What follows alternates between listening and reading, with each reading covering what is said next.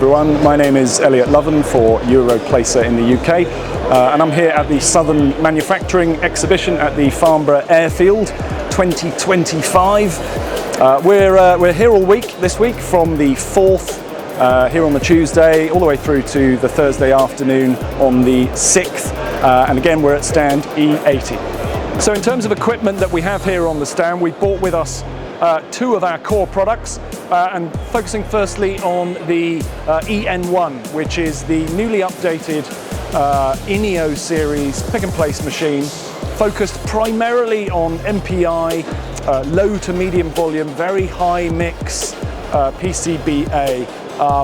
We have a number of carts, trolleys on the machine here with our intelligent feeder system. We're going to be dry running through demonstrations with customers to look at placement of complex ICs, looking at our rotary turret and how that handles a disparate range of exceedingly small passives all the way up to large IC placement. Okay, so with us on the stand behind me and forming part of the demonstrations we'll be running here this week is our newly launched stencil printer, the EP7.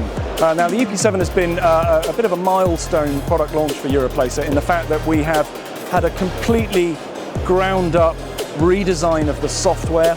We've improved our auto calibration, our smart cal feature, which is now allowing customers to set up jobs with far greater accuracy on every changeover. There's a lot of hardware updates too, so we've made improvements to our advanced dispense unit, the ADU Plus, including paste, glue dispense, and our S-Track label system, which is a barcode placement carousel to introduce traceability at the print stage.